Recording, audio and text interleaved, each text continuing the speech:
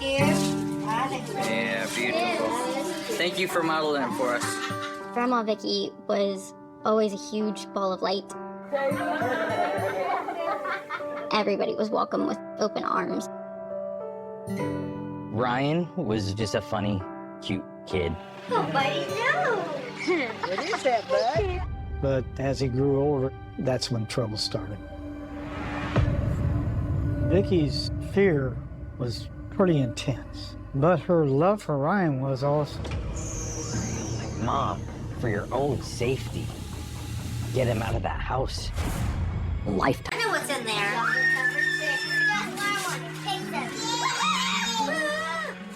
55-year-old Vicky Burks is enjoying the festive season with her family. I was at my parents' house when my mom's handing out presents.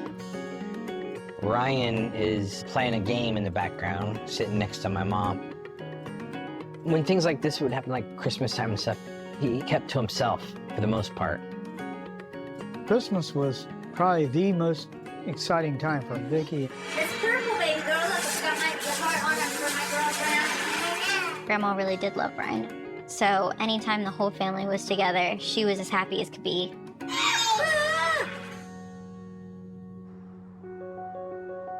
Vicky is born in Bradenton, Florida in 1953. But when she is young, the family moved to Ohio, where she meets Martin Burks. Vicky went to Cumsa High School. And our first date was actually a Sweetest Day dance. Me and Vicky got married on July 17, 1971. I was 19 and Vicky was 18 years old. It was a great day. Mike was born on November 26, 1971. Definitely exciting, you know. Brand new start, new house, new family. Jason was born in March 1976, and it seemed good at the time. I wish it would always be like that. I wasn't the one that saw the problems. She did. It probably started around 1985, and it just developed from that point forward. We got divorced. After that, she was seeing this young guy, and she ended up marrying him. It wasn't very long. It took for Vicky to realize that things just weren't quite the way she had hoped they would be. Now, she's 6 months pregnant. She called me one day and made the comment that she just wasn't very happy. And I said, tell me what you want to do. I'll see what I can do to help you out. And we made arrangements for her to come back to Springfield. Vicky came back in 1986, in December. Mom, you're on camera, candid camera. We were just kind of happy to have my mom back and her parents back together. But when she moved back, she was already pregnant with my younger brother. Ryan was born on May 1st, 1987. I was excited. I was happy that it was happening. I was 11 years old when Ryan was born. I was really looking forward to being an older brother. Dad took him and raised him as his own. It's May 1988. The family celebrate Ryan's first birthday. Ryan's sitting on my mom's lap. So they're just unwrapping presents. Can you get the hang of it? Yeah. Well, Vicky loved her sons tremendously. She really did. Oh, Vicky was quite protective of him because she felt like she was the only one that he had. But I told Vicky that he's just like the other two boys. There'll be no difference. He called me Dad all the time because, you know, I was there from day one.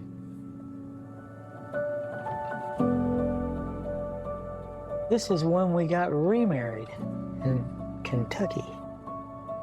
I was excited. It was back together. We were happy. And now I got 3 kids.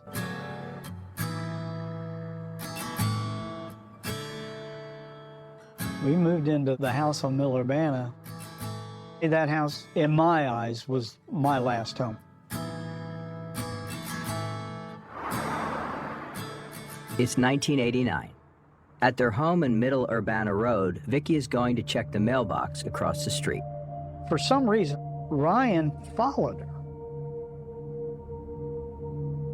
Now, he's only like 2. Hadn't been walking very long. She gets him out, she turns around, and she sees him standing on the side of the road, and a pickup truck's coming. Her first instinct was to get to him and grab him and get him out of the way. I heard my mom scream, "Ryan, no!" And then I heard these tires screech in a loud crash. She ended up breaking her leg, and her heart stopped a couple of times. Ryan didn't get hurt at all. I think when she yelled at him before she got hit, he just froze. My mom tried to protect us. That was her thing. If it would have come down to the fact that it was her or him, she would have gave herself up for him. The Burks family gather to celebrate Jason's high school graduation. Check. Hello, Walter. All my family was there, my friends, my band at the time was there. It's time to wake up the neighborhood. My mom's in a good mood. She's excited. Her baby graduated. Oh, she was bubbly. Any music, you get her going. One of my friends come over that was trying to introduce me to somebody. That person would end up being my first wife. Mama Burke's down there with her 2 sons. And they're going to bring her down the alleyway. And nearly 3 years later, in January 1997, 20-year-old Jason ties the knot. Vicki was definitely excited about Jason getting married. It was a big deal. Mr. and Mrs. Jason Burks. Ryan didn't want his brother to get married. He didn't want him being with this girl. You know, she's invading my area.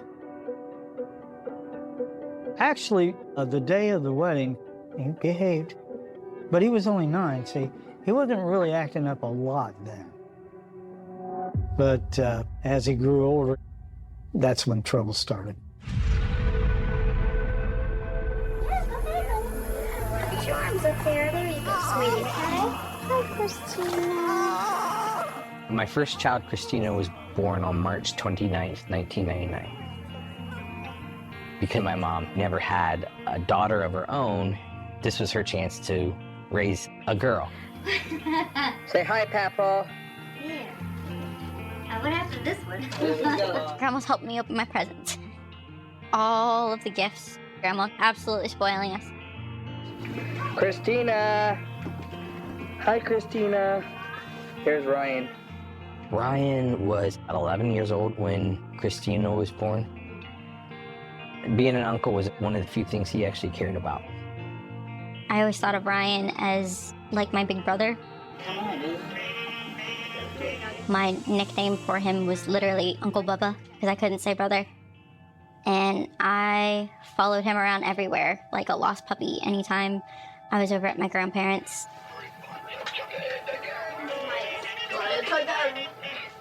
In a way, it was me and Uncle Bubba against the world. Play it, Ryan. Ryan wasn't super popular. He had some friends. Once he started hanging out with the wrong crowd, getting a negative reaction for him was his form of entertainment. Talking to yourself? No, I'm talking to him. If he could make you angry, he would laugh.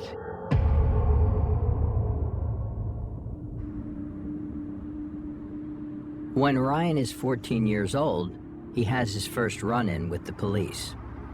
When I got home from work, I got a phone call from the sheriff's department, and they were holding Ryan. The deputy sheriff explains to us that these boys were in the press box at the football field at Kenton Ridge. They had gotten onto the loudspeaker and were shouting profanities for the whole neighborhood to hear. He had to apologize to the school for what he had done. He got a small fine, and he had to do community work. It didn't seem to faze Ryan. Didn't care at all. It was quite apparent how much different he was from the other two boys. I mean, it was like night and day, and it just kept getting worse. There's two paths you can go along. The right way of doing something and the completely wrong way. He would always choose the wrong path. Every single time. Mike needs a Santa Claus outfit on. He looks like Santa Claus sitting there handing out gifts. So this is Christmas of 2001. Ho, ho, ho. That's my brother Mike there. And there's my mom. My dad's filming. So you didn't get it down that fast, amigos? I had bought that 3-4 weeks in advance of what you told me. And then there's Blue Eyes. Christmas for Ryan, as he got older, he didn't partake as much. He would look at his gifts and open them, and then he would be gone. What's he doing now? Probably upstairs crying. Ryan spent probably 6-7 hours a day playing video games. It kept him from getting in trouble more than anything.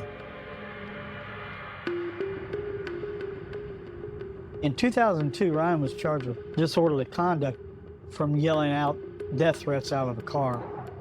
That was new. He never did that before. Ryan has to pay a fine and attend counseling. I could see that this was just going to keep getting worse. We were at the point then that we just didn't know what to do. Steffi. Hi. Hi. My second child, Stephanie, was born on January 26, 2003. Hanging out with me and my sister really helped my grandma take a step back from living with Ryan.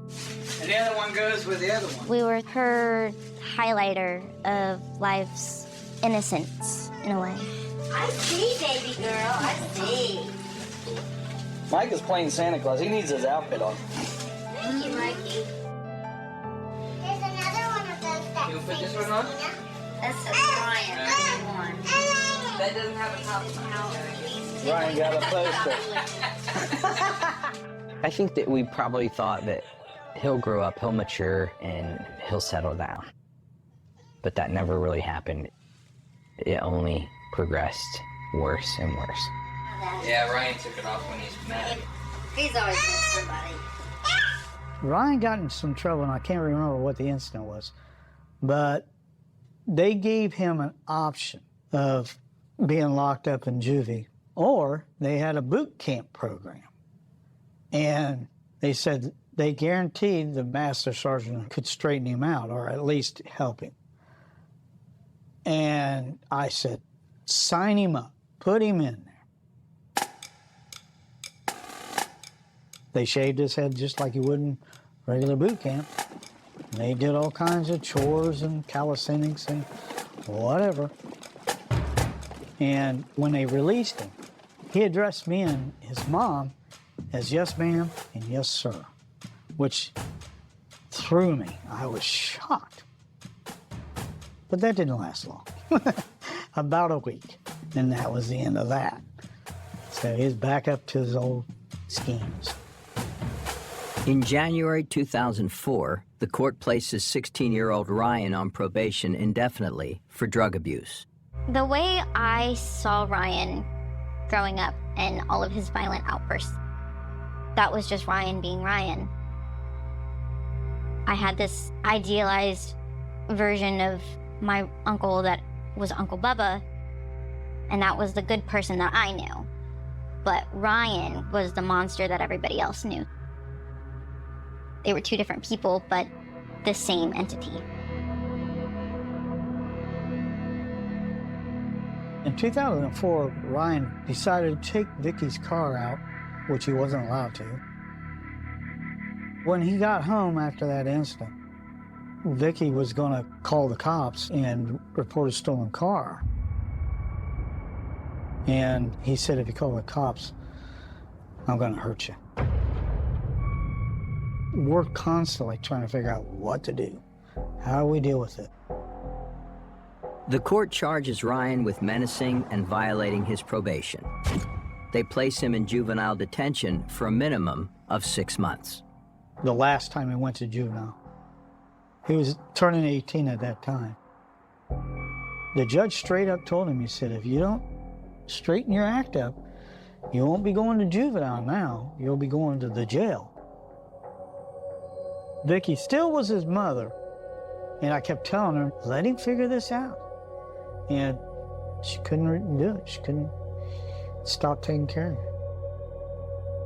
I wasn't scared of Ryan. I felt off by his energy. Hey, we're here today. I'm gonna introduce you to a movie. So this is Ryan filming. Now across the street, they had just built some new houses for a senior community. We'll tell you a story during this movie. See over there? That's where the old people live. And Ryan got in trouble a few times there too, because they called the police on him. Man, these over there, they don't like me right now. I was hoping that, once Ryan matured, things would get better, and they only got worse. In May 2006, Ryan hits another car and speeds off. He is charged with 1 count of hit and run. We get a call from the sheriff's department to come pick him up, which I did. He come back, and he was just mad as a hornet at everybody. I told him to leave the house, go find some place to stay, but you're not living here. I was chasing him out of the house. And he started just going in the kitchen, and that's where Vicky was standing. Ryan ended up pushing my mom down, and she fell on her arm, broke her arm in 4 places. And from there, he went into the front room where Mike was standing. He pushed him down and kicked him in the face. Police were called, and then he was arrested. Ryan was charged with domestic violence. They served him 180 days, but they reduced that to 90. Ryan never showed any remorse over that. None. He was still angry because he got 90 days in jail. Every time I'd kick him out, she would let him back in the house. And I kept telling her not to do that. She just couldn't, because I didn't want his friend in my truck. I was mad at her. I said, I am not taking that kid anywhere. I don't want him around you. And Ryan was smoking a cigarette, and he put it out in my cheek. So then I filed charges. I was the only one that wasn't scared, because I knew I could handle it. But Vicky was the only one I was concerned about. I didn't know Ryan was capable of such violence. Like, Mom, keep him out of that house. He is going to kill you. But her reaction was, I don't know what to do. He's my son. I can't let him live on the streets. One occasion, when we got home, the truck was missing. So I drove around, never found it. Come home, and there's the truck. So I walked in the house, and I told him, I said, you're not to take that truck. I did report it stolen because he shouldn't have been driving it. When the police showed up at the house, they grabbed him and hauled him away. The police arrest Ryan because of an outstanding warrant for domestic violence from his attack against Martin. He was given 9 months in prison. When Ryan was locked up, my parents were stress-free. But whenever Ryan would come back, you could cut the tension with a knife. When he come out of prison, he was definitely worse. He was nasty. I had to put a lock on my bedroom door to keep him out. We never knew at any time what he was going to do or when, or to who. We were so desperate, we were trying to figure out how we could get him in a situation like a halfway house, just get him away from us. Vicki was so upset that she wrote a letter to the judge. I'll read it for you. Honorable Judge, Ryan Dillon is our son, and he threatens us daily. He says if he goes back to jail, when he comes back, he will kill us or burn the house down. We feel our safety is a concern. We didn't get a whole lot of response from it, you know, because he's an adult. They were just trying anything. They needed help and they didn't know what to do. So I was trying to get my parents to move to Florida. My dad thought he could just buy a duplex and have Ryan live in one side, and then they could live in their separate house. They came down here to visit me just to see if they liked it. Ryan was acting great. He's very relaxed. We thought, okay, this might work. When we got back home from that vacation, things were normal for a short period of time. But then everything started coming back again. And it was progressively getting worse. Vicki's fear was pretty intense, but her love for Ryan was also. She just wanted what was best for him and to protect him. She was his mom. He just couldn't stand her. It was so obvious. You could see it.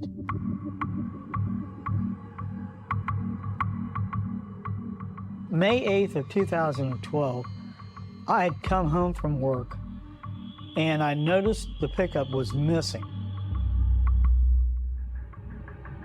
If Ryan got in an accident, we could get sued and lose everything just because of him. When he got home, Vicki was very upset. The main concern with Ryan was we had no idea what to expect. He was relentless. He would not let up on arguing with his mom. The argument continued until 1 o'clock in the morning. The worst part was him standing at the door, beating on it and screaming at both of us. He shouted, he might as well kill us both and just take everything. When I get up, I would give her a kiss before I went down and got cleaned up and went to work. After putting the lock on the door, I would lock it when I walked out, just to make sure she was okay. I knew Ryan was awake because I could hear him in his room. I went to work. Every day I'd come home at lunchtime. When I got home, Ryan was standing in the kitchen. That was not Ryan. He would normally be asleep. Ryan said to me, "I wish you hadn't told Mom about the truck." I asked Ryan, I said, "Hey, where's your mom?" And his response was, "She went shopping with her sister." That was Vicki's day off, so I didn't think anything about it. After I went back to work and finished out my shift, I come back home and the truck was gone again. I'm looking around.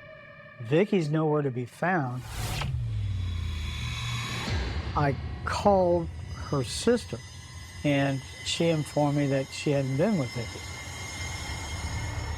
Now I'm a little nervous, so I just kept calling everybody. No sign of Vicki anywhere.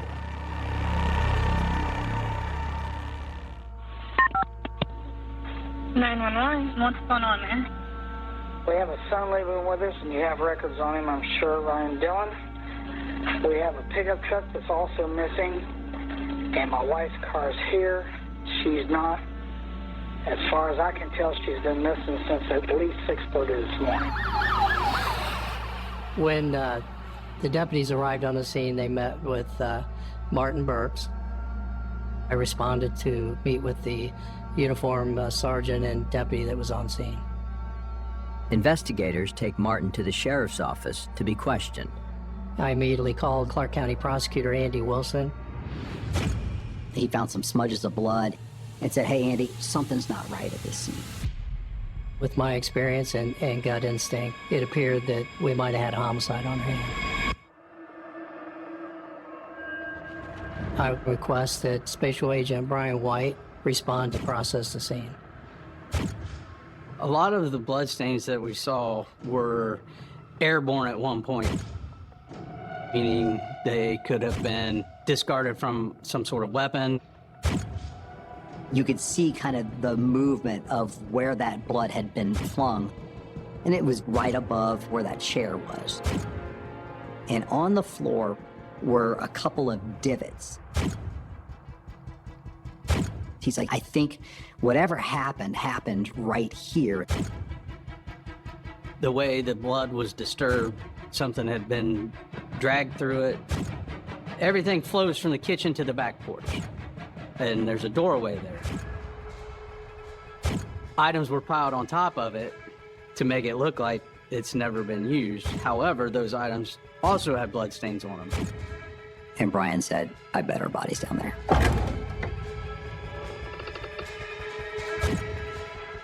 It was an entrance into a cellar.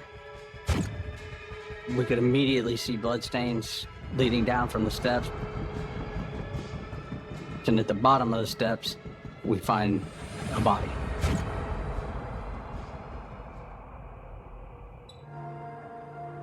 Everyone that was on scene or had contact with Vicki Burks were considered a possible suspect. It was important for us to interview Martin. So you don't have anything to do with Vicki's disappearance? No. How can you prove that? Because I was at work when she disappeared.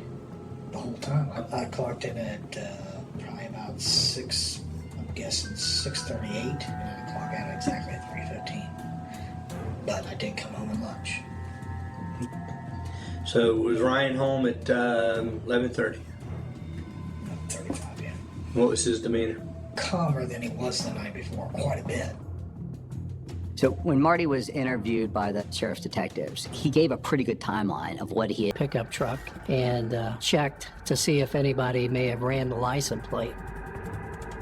We had found that a deputy from Allglaze County, around 70, 80 miles north of Springfield, had stopped the pickup truck for a traffic violation at 2:29 p.m.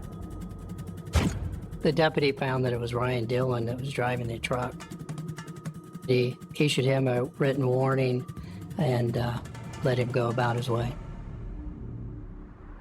As detectives are working to hunt down Ryan Dillon, the family receive the devastating news. I get a call, and it's my dad.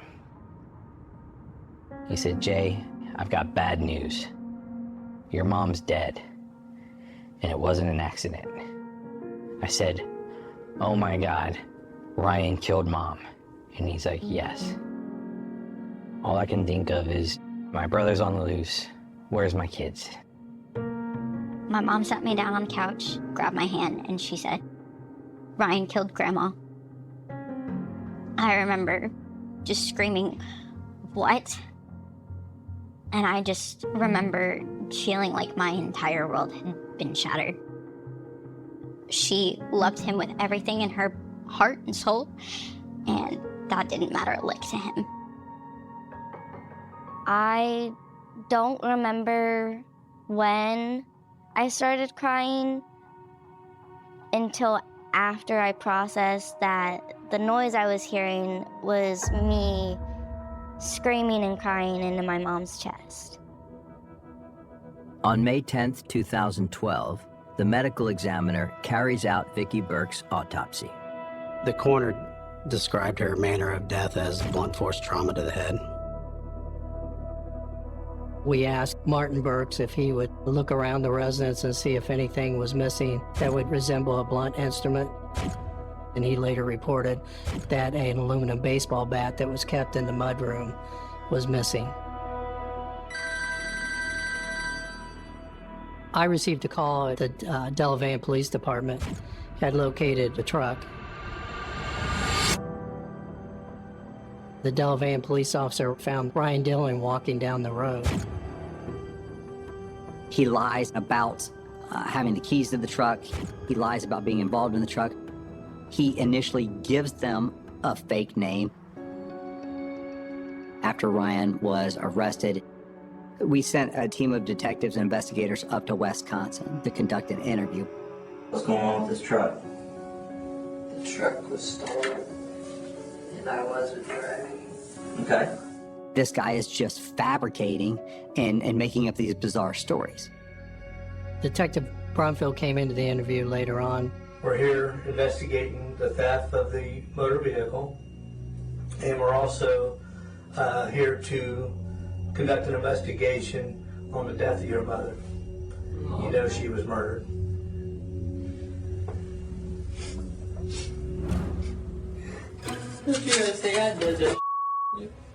What we really want is we want him to make a confession.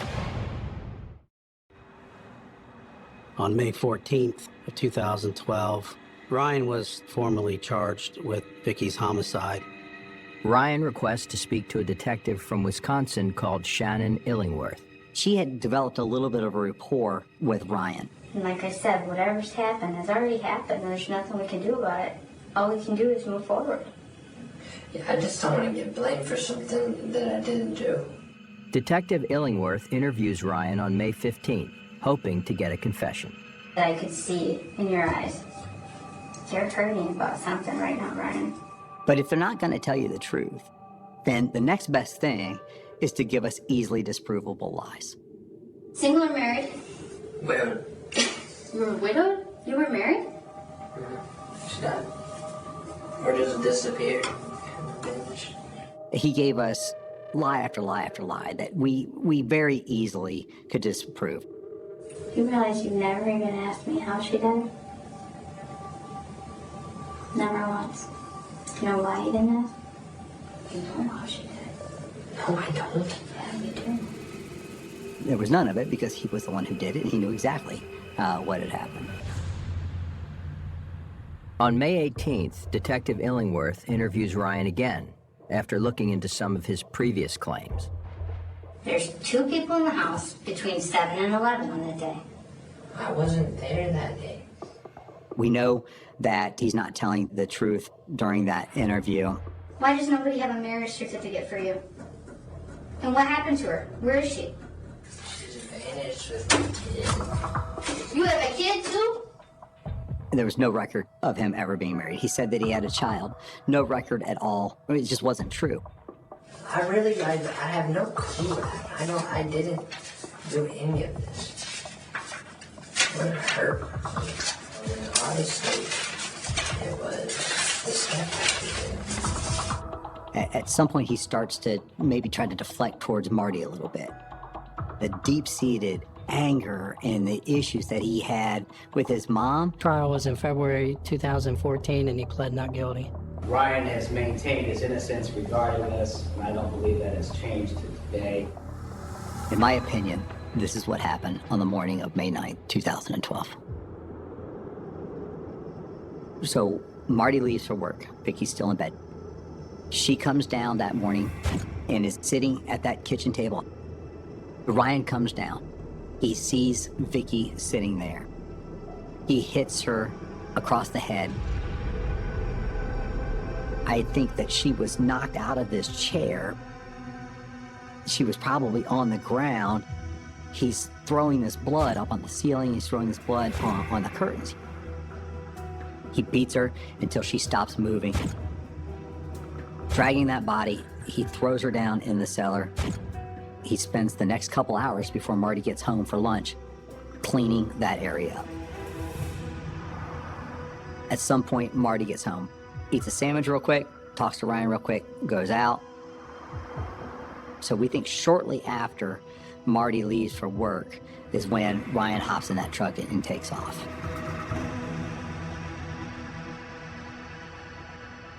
Part of me wanted to hate him for what he did to my mom. And I remember seeing him, and I kind of felt guilty that I almost had a little bit of sympathy for him. The trial lasted 5 days. Dance recital. And when I looked out into the audience, I saw Steph, I saw my dad, I saw my stepmom, I saw my grandpa, and right next to all of them was one empty seat. And for the rest of my life, there will always be one empty seat where she is not.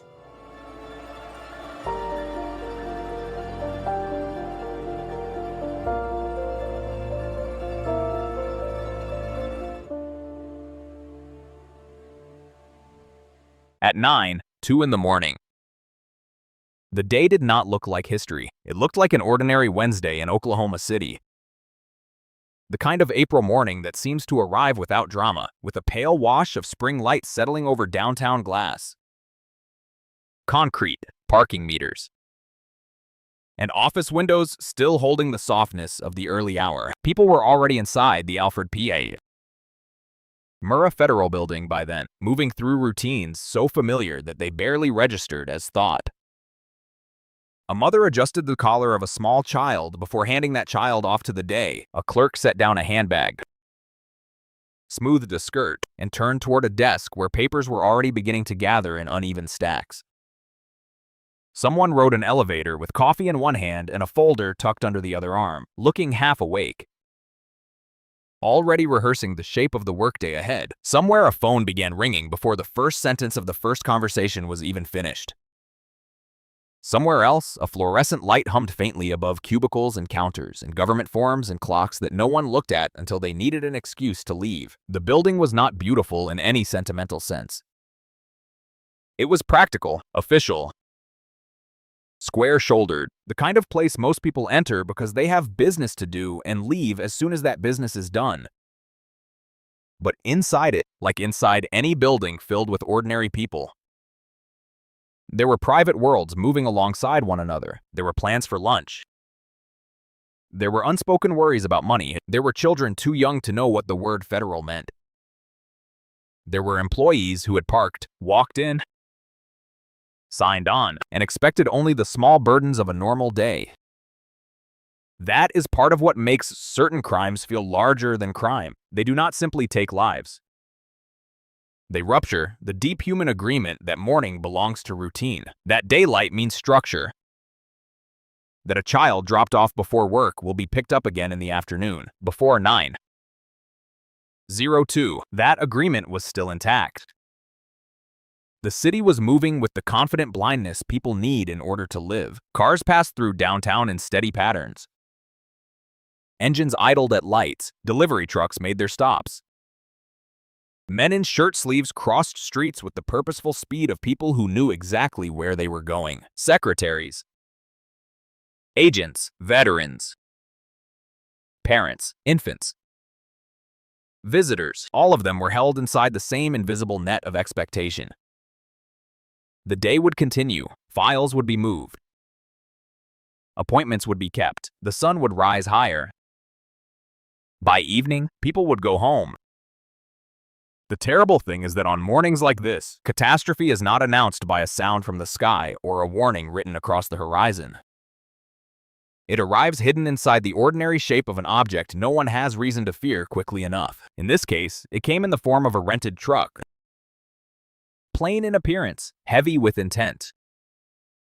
Parked near a building full of people who had never seen the face of the man who had brought it there, and who, in the last ordinary seconds of their lives, were still doing what people always do when they trust the day. They were reaching for pens, shifting children from one arm to another, pressing elevator buttons, thinking about payroll, appointments, coffee, deadlines, traffic, and home.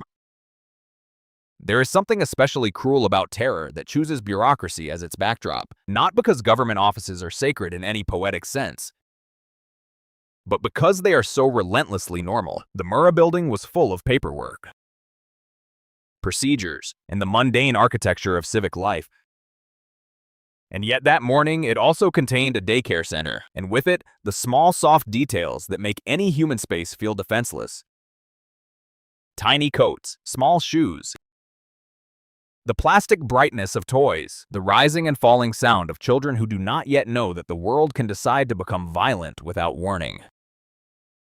If you slow the moment down, as the mind always does afterward, the morning becomes unbearable in its details. A receptionist glancing toward the entrance, a parent already slightly late, a child who has not yet learned to sit still, a worker who meant to call someone back later, a man adjusting his tie in mirrored glass, a woman carrying the private fatigue of adult life behind a face that looked composed enough for office hours. None of them were standing inside a story.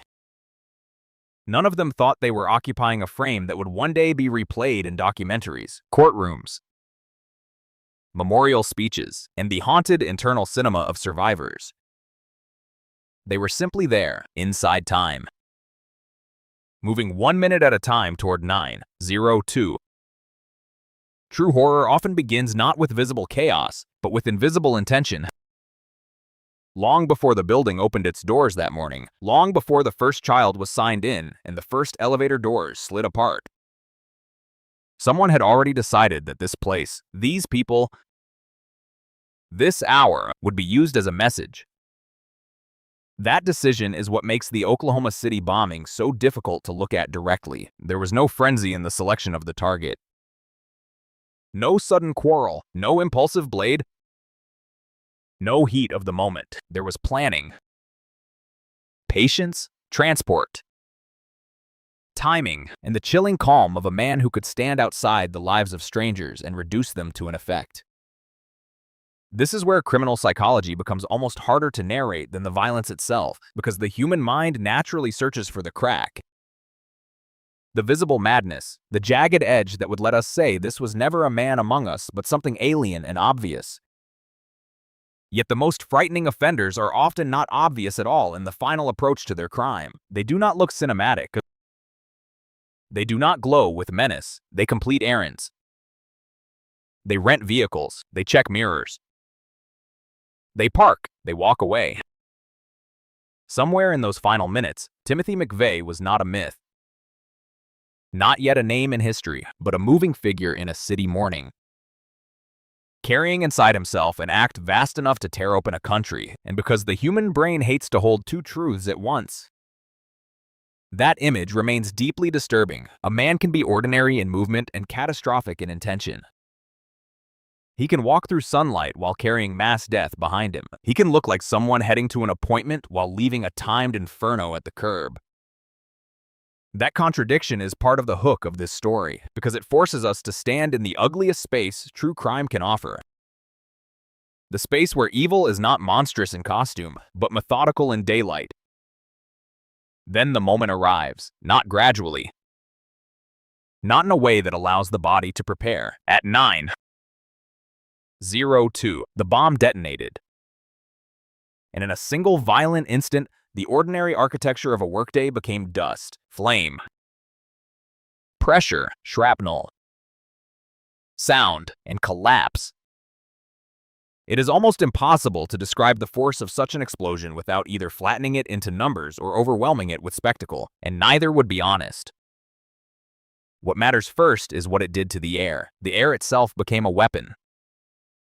It punched through concrete, glass, steel, flesh, lungs, windows, walls, desks, ceilings, toys, paperwork, memory. The front of the building was torn away with such violence that rooms once enclosed became exposed to the sky, floors pancaked, beams twisted, vehicles nearby were mangled as if they had been made of tin and paper. Windows shattered far beyond the blast site, turning surrounding blocks into a rain of glass and disbelief. The sound was not simply heard, it was felt as impact, as bodily confusion, as the abrupt destruction of orientation. In 1 second there was a room, in the next there was light where the wall had been, smoke where the hallway had been, screaming where routine had been, and in too many places, silence where a person had been. The first people who survived the blast did not step into understanding. They stepped into sensory ruin. Dust so thick it changed the shape of vision, the sharp mineral taste of pulverized concrete coating the mouth. Fire alarms shrieking into spaces no longer shaped like offices, papers spinning through the air in bright, absurd fragments, the bureaucracy of ordinary life suddenly airborne like ash. Someone bleeding and not yet knowing where. Someone calling a name over and over as though repetition alone might pull another human being back through the broken geometry of the building. Someone trapped in the angle between what remained of a floor and what had fallen from above. Someone outside dropping instinctively, then standing again into a street transformed by smoke, car alarms, debris, and bodies moving in a panic or not moving at all. There are crimes so intimate that they seem to belong to one room, one house, one victim. This was not that kind of crime. This was terror on a civic scale. The blast did not stop at the walls of one structure. It rolled outward through downtown, into windows, into ears, into traffic, into the consciousness of strangers who had been several blocks away and still understood immediately that something impossible had happened. Yet even within that scale, the deepest tragedy remained intimate. Each person inside experienced the catastrophe as a private ending or a private fight to stay alive. A mother did not experience a national crime. She experienced dust in her throat, pain in her body, and the sickening realization that she could not immediately find her child. An office worker did not experience ideology. He experienced the collapse of weight and noise, and the bewildering need to crawl toward light. A rescuer did not first experience history. He experienced hands, blood, concrete, the stubborn resistance of debris, the sound of a voice under rubble. The fear that the voice would stop before he could reach it. That is why this case has endured not only as an act of domestic terrorism, but as an image of mourning itself turned inside out. Within minutes, downtown Oklahoma City looked as though war had touched one building and radiated outward. The facade of the Murrah building was ripped open. Exposed offices hung in view, their contents grotesquely preserved in mid-destruction.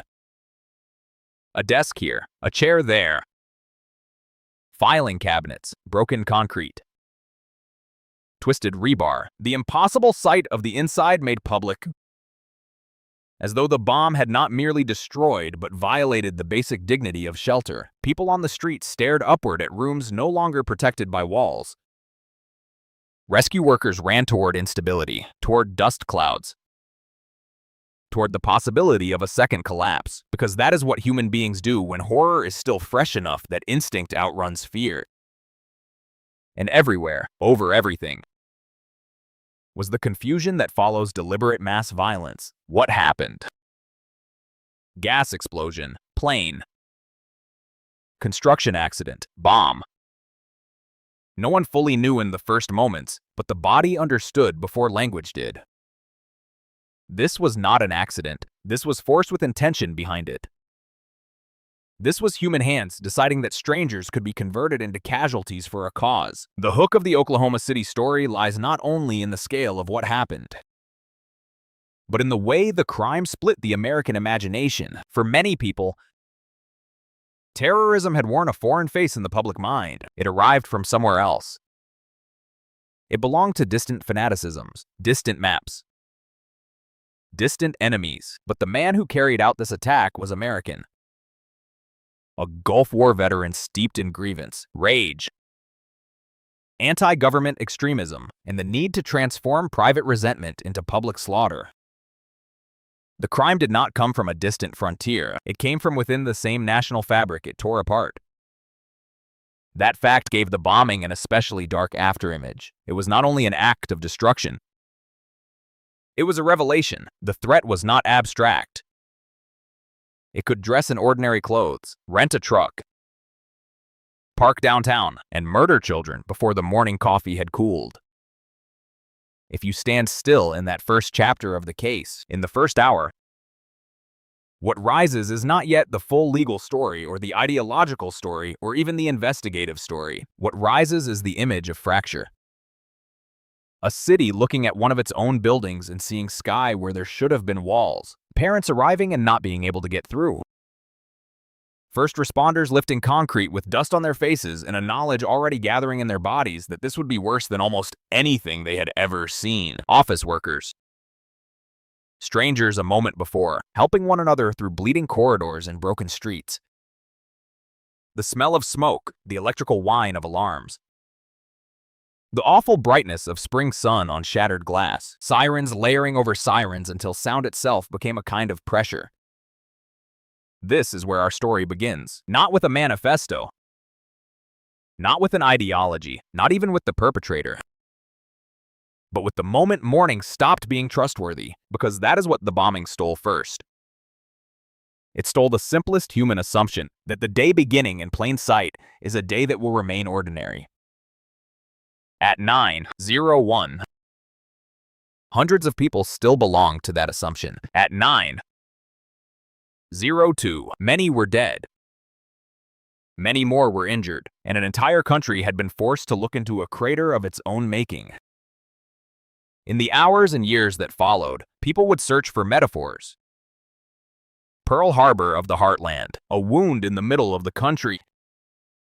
Proof that hate could dress itself in patriotism and still arrive as murder. But the truth of the opening is smaller and more devastating than any metaphor.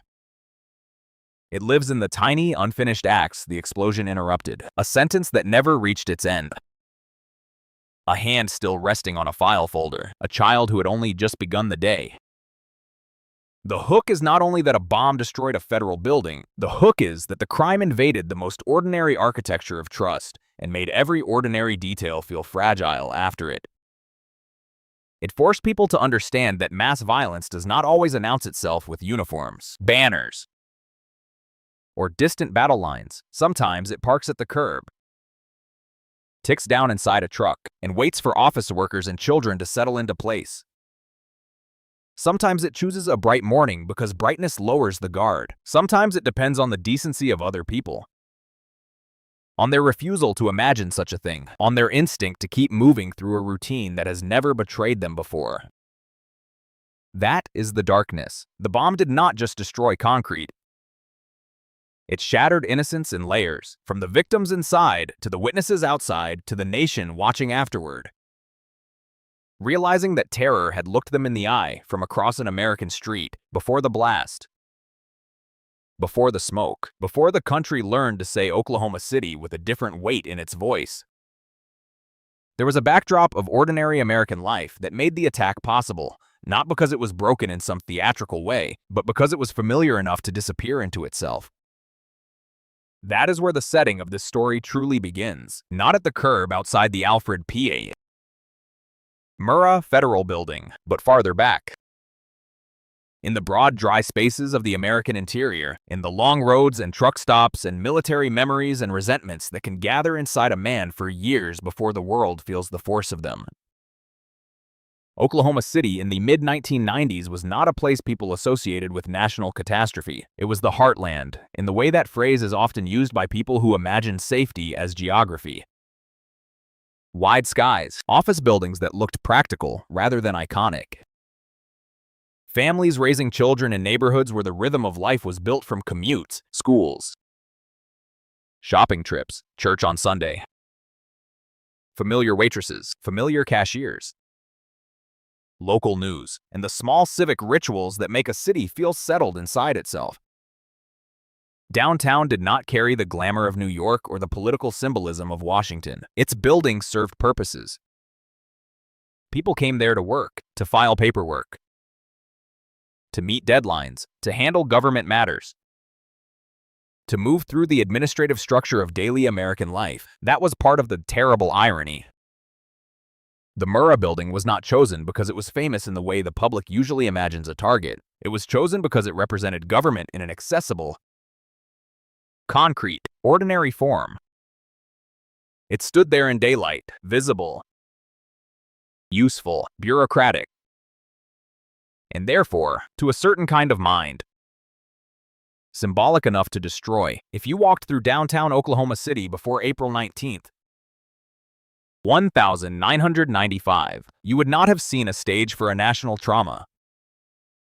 You would have seen a city going about its business with a kind of straightforwardness that now feels almost painful to imagine. Cars moved through ordered intersections. Government employees entered buildings with ID badges and coffee cups. Parents folded strollers into car trunks and hurried children along sidewalks. Spring was beginning to settle over the city, and with it came the faint illusion that winter hardness was giving way to something softer. The light could be bright without being harsh. The mornings could feel cool and clean. Trees were edging back toward green. There is something especially cruel about violence that arrives in spring. Spring carries a visual language of renewal, of openings, of gentleness returning to the world. The bombing would violate that language as completely as it violated concrete and glass. But to understand why that morning became what it became, we have to look not only at the city, but at the atmosphere of the country around it. America in the early 1990s was carrying tensions that did not always show themselves clearly in everyday life, but were very much alive beneath the surface. The Cold War had ended, but peace had not simplified the national imagination. The Gulf War had produced veterans who returned with their own inner rearrangements, some visible, many not. Distrust of federal power had hardened in certain circles into obsession. Gun rights debates, paramilitary fantasies, anti-government rhetoric, survivalist communities, conspiracy thinking, and a romanticized hatred of authority all fed one another until grievance began to feel like identity. This was not the mood of most Americans, but it existed, and it spread through conversations, pamphlets, radio shows, underground networks, gun fairs, military surplus culture, and the kind of half-hidden ideological world where anger can ripen because it is constantly echoed back as righteousness. One of the critical shadows hanging over that era was Ruby Ridge in 1992, followed by the siege at Waco in 1993. For many Americans, these were disturbing but distant confrontations between federal law enforcement and armed extremists. For others, especially those already inclined to believe the government was an occupying enemy, these events took on a mythic force. Images of fire, armed agents, siege, and death were not processed as cautionary tales but as confirmation. In that interpretation, the federal government was not a flawed institution staffed by ordinary people. It was a tyrant. It was a machine. It was something to be resisted not just politically, but existentially. This is the kind of mental shift that matters in criminal psychology. When a person stops seeing institutions as made of human beings and begins seeing them only as symbols, violence becomes easier to justify because the people inside the symbol blur into abstraction. The desk clerk is no longer a clerk. The parent is no longer a parent. The child in the daycare center is not a child at all in the logic of radicalized hatred because children do not fit cleanly into ideological revenge. They are pushed out of sight by the force of the story the offender tells himself. Timothy McVeigh moved through that atmosphere not as a passive observer, but as someone increasingly shaped by it. His path toward Oklahoma City was not a lightning strike of madness. It was a hardening, a layering, a steady accumulation of grievance, alienation, an ideological fixation that settled into purpose. He had served in the military. He had known structure, discipline, and identity through service. And he had also known disappointment afterward. That matters. Not as an excuse, but as a psychological contour. Some men leave military life and build stable civilian selves. Others emerge with a fracture between the life they imagined and the life they inherit. And into that fracture resentment can pour. McVeigh drifted through gun show culture, anti-government literature, and the rhetoric of violent resistance. He admired force. He admired symbolic retaliation.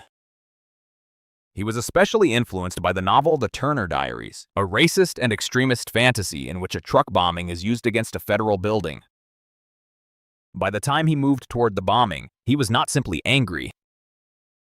He was narrating his anger to himself in revolutionary terms. That is one of the darkest features of ideological offenders. They do not always feel like murderers while preparing mass murder. They may feel like actors in history, agents of correction, instruments of justice. The more theatrical their internal self-image becomes, the easier it is for them to reduce future victims to scenery. And yet, outwardly, their preparations can look painfully mundane. A purchase, a rental, fertilizer, fuel, supplies, maps, notes, timetables, travel. In another context, these are the materials of work: farming, hauling, ordinary movement across an ordinary country. That duality belongs at the center of the setting and background because it explains why the attack could grow in plain sight. The American landscape that nourishes work and mobility also gives cover to secrecy. Trucks do not look unusual. Roadside stops do not look conspiratorial. Men buying practical materials do not look apocalyptic. The bomb that destroyed the Murrah building was built not in a laboratory of cinematic evil, but through a process that drew on common materials and patient assembly. That fact is chilling because it means the setting of the crime included not only a city block in Oklahoma, but highways, storage spaces, rural textures, and the broad national infrastructure of movement. The path to the building ran through a geography of American normality, so did the ideology. For all the extremity of his eventual act, McVeigh did not imagine himself outside the nation. He imagined himself as a truer expression of it. That is the poison at the center of domestic terrorism. It wraps murder in the language of patriotism and revenge, making slaughter feel, to the offender, like a message rather than a massacre. Terry Nichols, who would later be convicted for his role, fit into this background as part of the personal and ideological ecosystem around McVeigh. Their association was rooted in overlapping beliefs, mistrust, and preparation. These were not men driven by a sudden quarrel in a bar or a burst of personal humiliation. They moved inside a worldview that had been fed over time. That is why the prehistory of the bombing matters so much. The crime scene began long before the truck was parked. It began in conversations where government became demon instead of institution. It began in selective memory, where complex historical events were stripped down into fuel for vengeance. It began in the quiet psychological pleasure of feeling initiated into a deeper truth than ordinary citizens supposedly understood. Extremists often cultivate that pleasure carefully. It turns alienation into superiority. It makes the offender feel less lonely because he believes he sees what the sleeping public does not. By the time he acts, he is often emotionally insulated from the humanity of his targets because he has spent so long rehearsing their symbolic function. Meanwhile, the actual setting in Oklahoma City remained heartbreakingly innocent of the role it was about to play. The Murrah building housed federal agencies. Yes, but federal agencies are made of people whose lives are rarely ideological in any grand sense. They are people with back pain and packed lunches and childcare schedules and office gossip and birthdays and small savings and ordinary fatigue. The inclusion of the daycare center inside the building intensifies every part of this story because it concentrates the contrast between ideological abstraction and flesh and blood reality. It is one thing for the man consumed by hatred to speak in slogans about state power. It is another for that hatred to travel physically into a building where toddlers are being dropped off by parents who still expect to see them at the end of the day.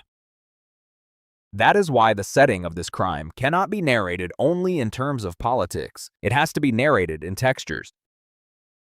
A government office with fluorescent lights, a lobby with people passing through, a child's jacket too small for last winter but still being worn because mornings are cool, a receptionist sorting papers, a parent checking a watch, a maintenance worker moving through routine.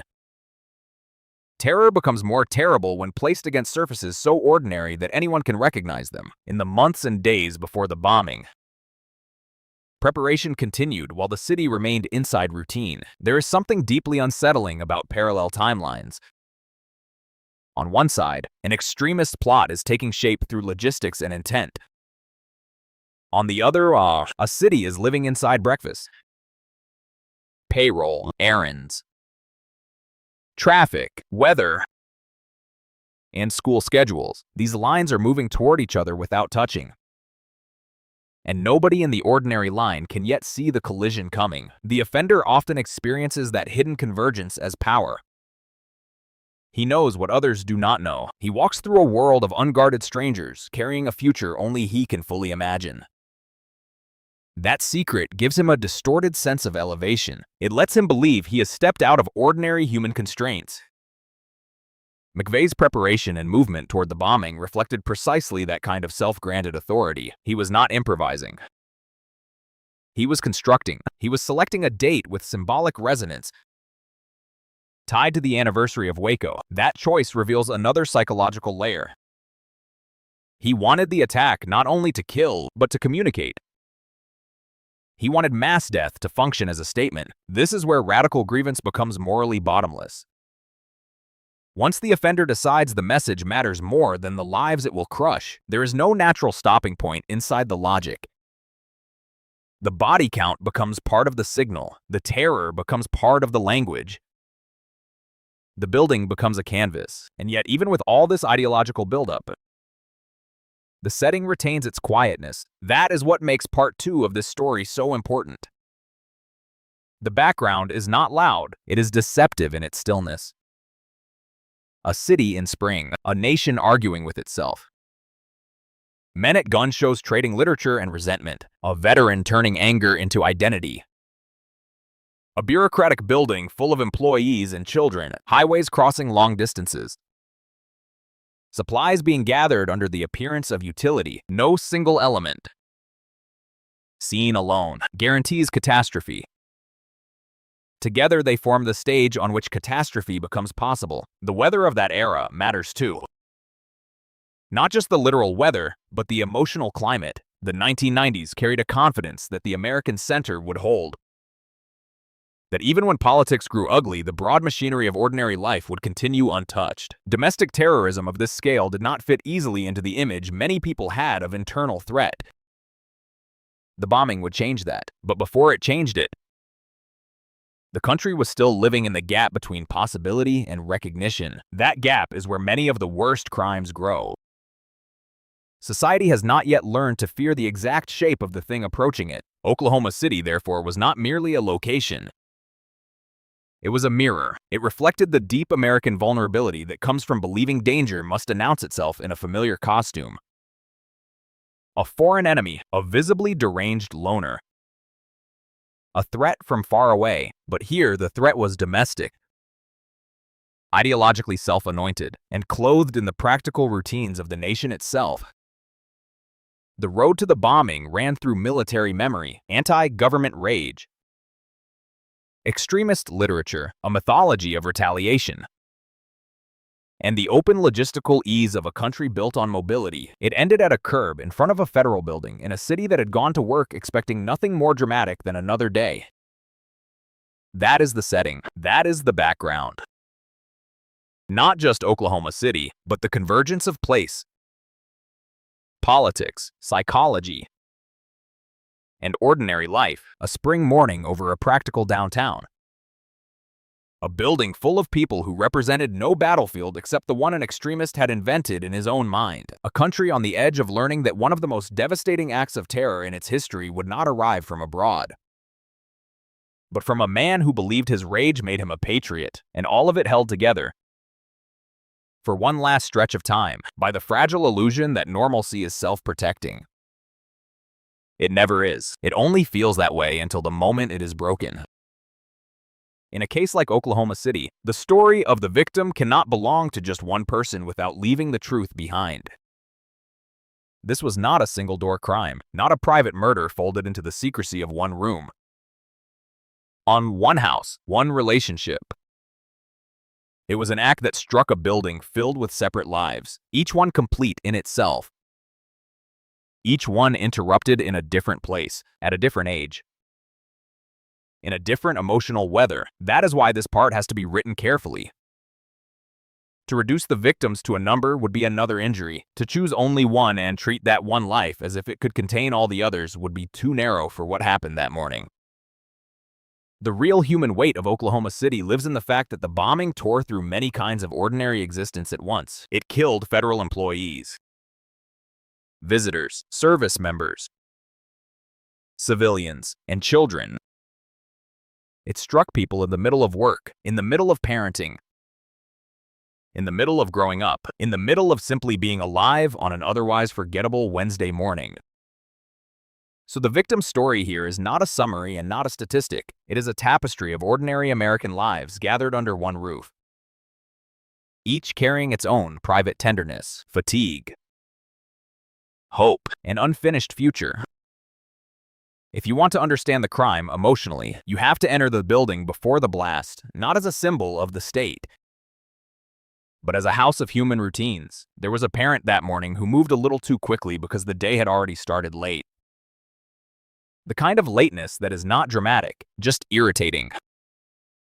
A shoe that took too long, a child who resisted being hurried. A missing item found at the last second, coffee gone lukewarm in a travel cup. Hair only half behaving in the mirror. This is the texture of the lives that were inside the Murrah building. Not abstract innocence, but real mornings with all their small frictions. Somewhere in that building, someone had probably promised to call home later. Someone else was likely thinking about a bill that needed paying. Someone had an errand to run after work. Someone had a lunch packed in a bag they would never open. In the daycare center, children arrived carrying the atmosphere children always carry with them. An atmosphere made of motion, noise, trust, and total dependence. Their lives were still measured in immediate things. A toy, a face they recognized, a place to sit, a hand to hold. They did not know they had entered one of the deadliest crime scenes in American history before it became one. They knew only the rhythm of being dropped off, of being told goodbye, of expecting that goodbye to be temporary because for children, the world is held together by repetition. Adults leave and come back. Morning becomes afternoon, hunger becomes lunch. Tears become comfort. The crime would shatter that structure in the most merciless way imaginable. To write about the victims honestly means lingering on the fact that they were not standing in a dramatic frame. They were living in ordinary time. There were clerks and caseworkers and secretaries and agents and office staff whose lives, from the outside, would not have seemed cinematic at all, and yet the inner life of ordinary people is always deeper than the surface suggests.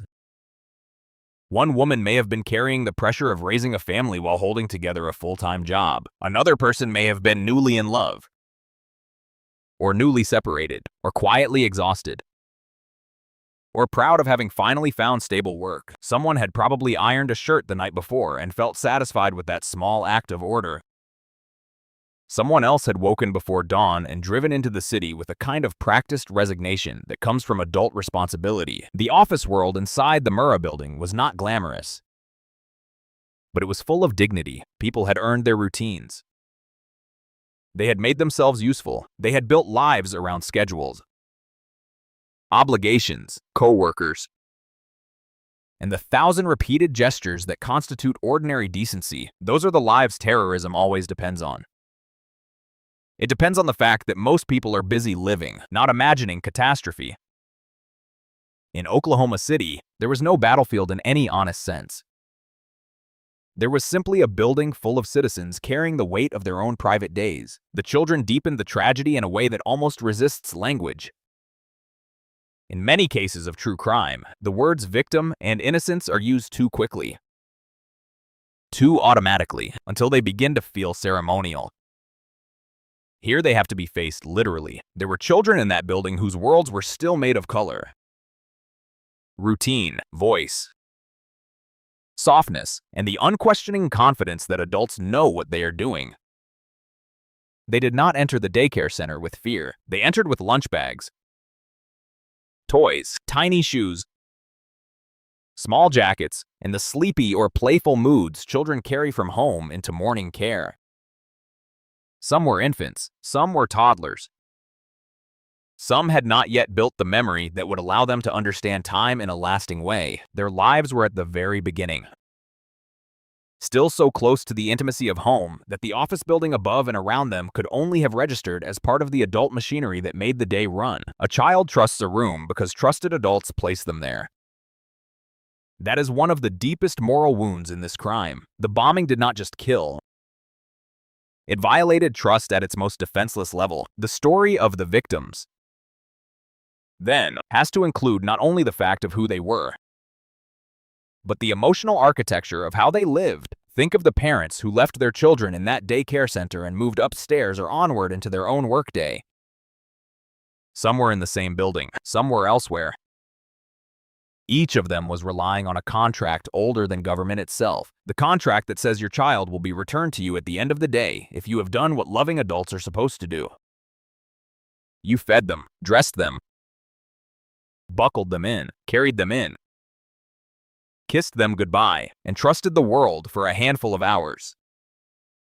There is no easy way to narrate what it means for that trust to be broken by deliberate violence. Long after the smoke cleared, the emotional center of Oklahoma City would continue to live in those broken parental routines, a child's cup still at home, a blanket, a photograph, a pair of shoes, the unbearable intimacy of objects that remain after the person who animated them is gone. But the office workers were no less real, no less human, no less central to this story. The adult victims were often described in public through their functions because that is how institutions remember people first. Employee, agent, clerk, visitor. Yet behind every functional label was a complete life. Someone had a favorite chair at home. Someone had a dog that waited at the door. Someone had a spouse they were annoyed with the night before and now would never speak to again. Someone had a teenager in a rebellious phase. Someone had just started to believe the hard part of life might be easing. The word victim tends to flatten all this. It creates a single category where there had once been dozens of specific selves. But specificity matters. One woman may have been the person in her family who remembered birthdays and bought cards. One man may have been the quiet, reliable one, the one everybody called when a tire went flat or something heavy needed lifting.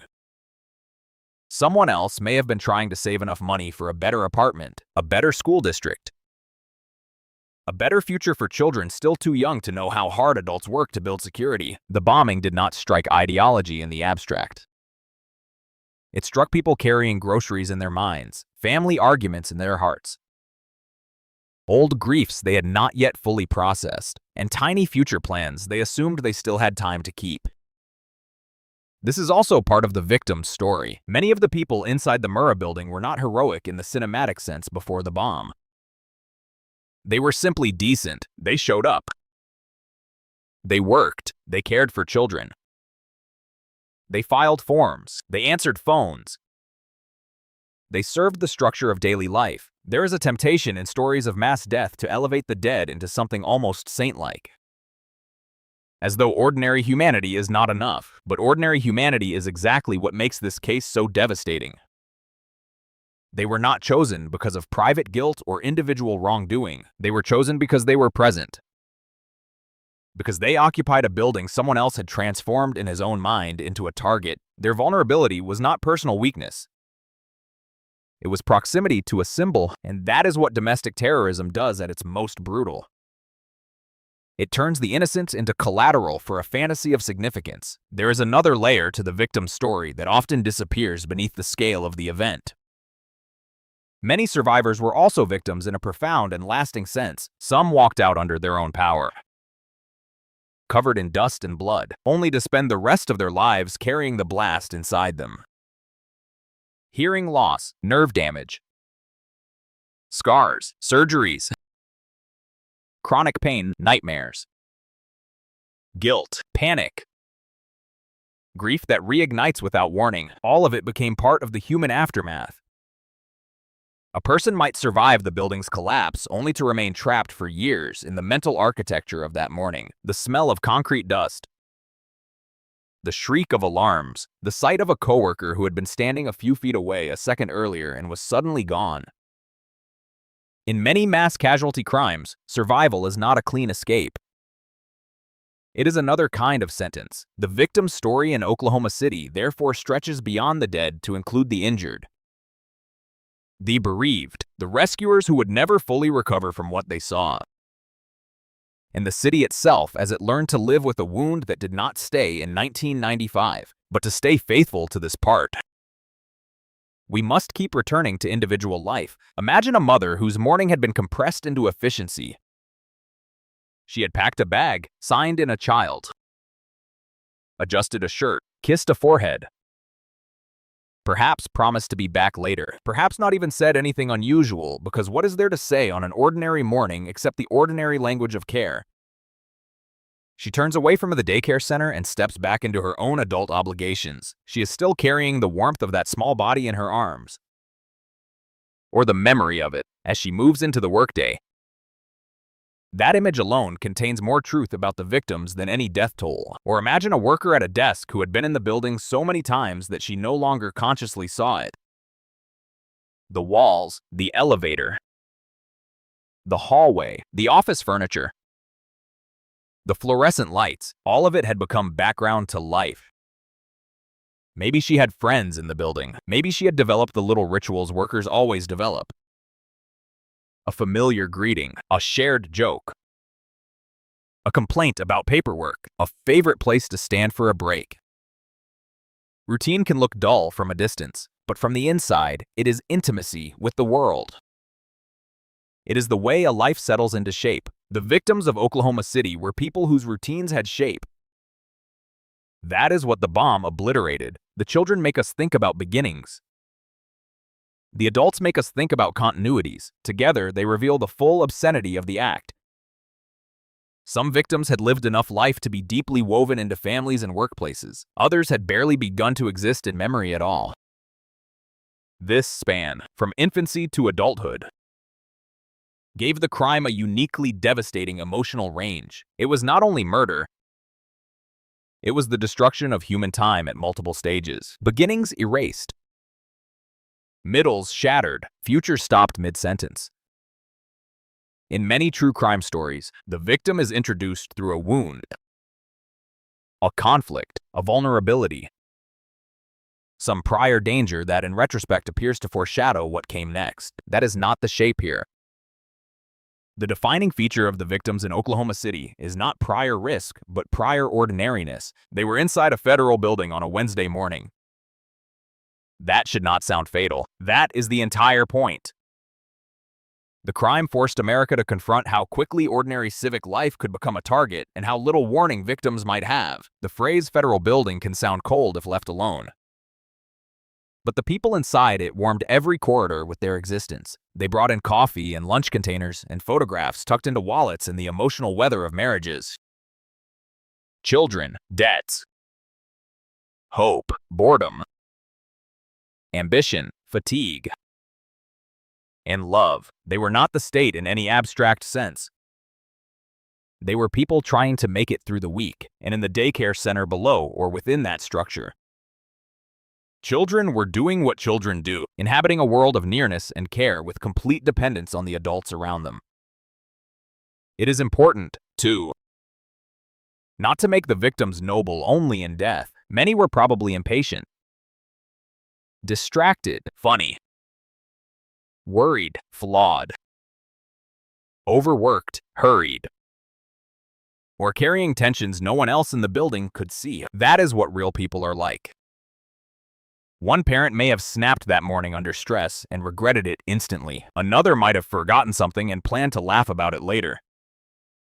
Someone may have arrived irritated by traffic. Someone else may have been thinking about a medical appointment, a school problem, a relative, a paycheck. These details matter because they restore humanity. The dead are easiest to sentimentalize when we stop imagining their imperfections, but true respect does not demand perfection. It demands recognition. These people were real enough to be messy, tired, late, hopeful, impatient, affectionate, responsible, distracted, and beloved. As the morning moved toward 9:02, all of these lives were still open. That is the simplest and hardest truth in part 3. The victims had futures that were active right up until the blast. Meetings later in the day, pickups in the afternoon, dinner plans, calls to return, paychecks to earn, childhoods to continue. Nothing in the structure of their morning told them it had already become their last. That is what makes their story so heavy, not only that they died, but that they were still inside expectation when death arrived. The children expected their parents. The parents expected the afternoon. The workers expected the day to go on.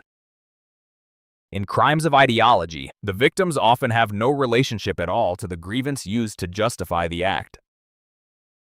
They are chosen not because of who they are, but because of where they are. That distance between motive and victim is part of the cruelty. McVeigh's anger had its own internal map. But the people in the Murrah building were not living inside his map. They were living inside their own lives. Their stories belong to family albums, office calendars, pediatric routines, school plans, pay stubs, church pews, living rooms, and quiet acts of care. Then a man they did not know converted them into targets. The moral violence of that conversion cannot be overstated. It is not only that he killed them, it is that he denied the individuality of their lives before he ever touched them. He made them symbolic before the blast ever happened. The work of honest storytelling is to reverse that process, to return them from symbol to person. So part 3 must end where their humanity is strongest. In the small things that survive memory more stubbornly than headlines do. A child's laugh, a work badge clipped to a blouse, a father's hand carrying a bag, a coworker's familiar voice down a hallway, the smell of coffee and baby shampoo and paper and spring air brought in from outside. The minute before disaster, when nothing has yet announced itself, and every victim is still simply a living person moving through an ordinary American morning, unaware that history is already leaning toward them with murder in its hands. At 9:01 in the morning, the building was still pretending to be permanent. That is one of the cruelest things about large acts of violence, right up until the instant they happen. The world around them continues performing its ordinary confidence. Elevators rise. Telephones ring. Papers are lifted, stamped, sorted, slid into folders. Children are carried through doors by adults who believe, with the full strength of habit, that every goodbye spoken at drop-off is temporary. Outside, downtown Oklahoma City moved in recognizable patterns. Cars rolled past at measured speeds, engines muttered at intersections. Sunlight sat cleanly on glass and concrete. Nothing in the light itself suggested that the next second would divide the city into before and after.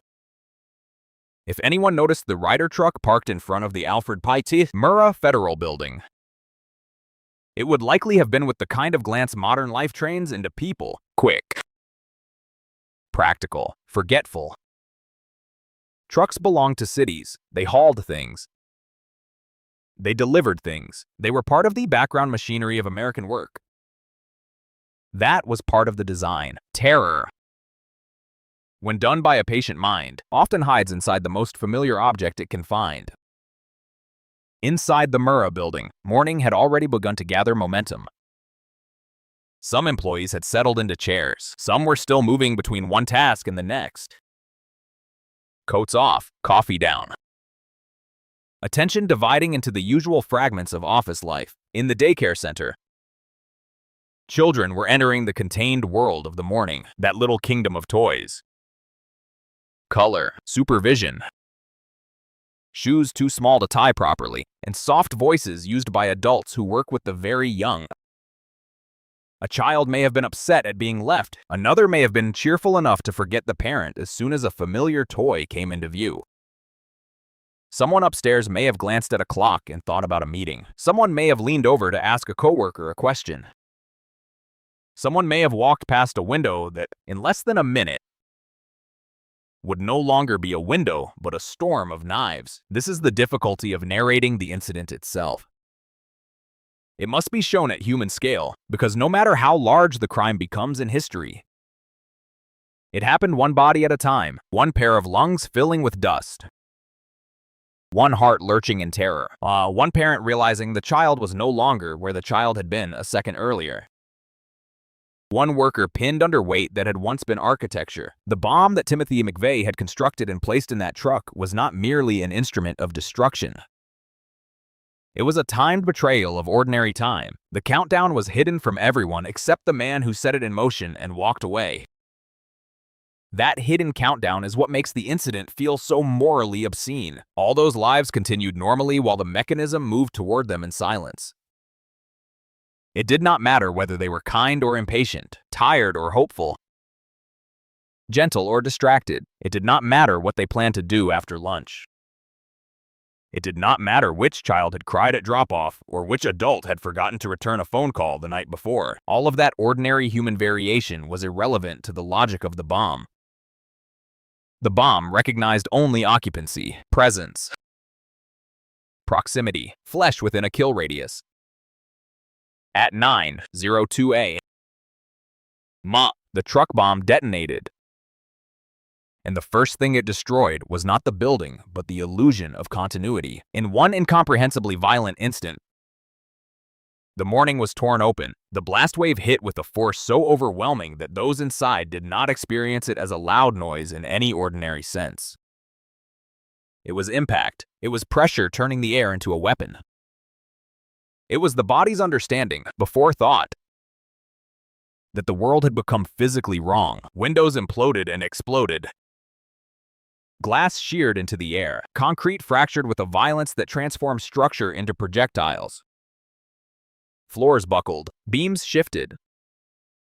Walls disappeared. The facade of the building did not simply crack. It was ripped away, exposing offices, corridors, desks, filing cabinets, and lifts to the sky as if the building had been peeled open by a giant hand. Those close to the blast did not have time to interpret what was happening.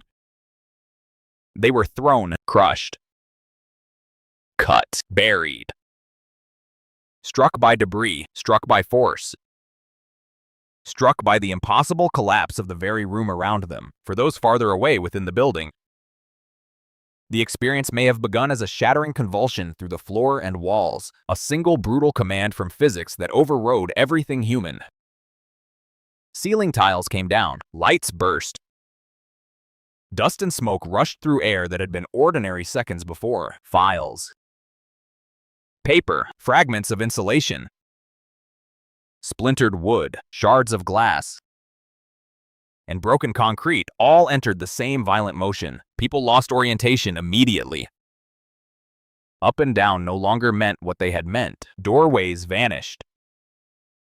Hallways changed shape. What had been stable geometry turned into rubble. Darkness, exposure, and noise. The sound of the explosion was only the beginning. After that came a whole orchestra of aftermath, each note its own kind of terror. Alarms screamed, metal groaned. Concrete cracked further under shifting loads. Car alarms outside began blaring in ragged layers.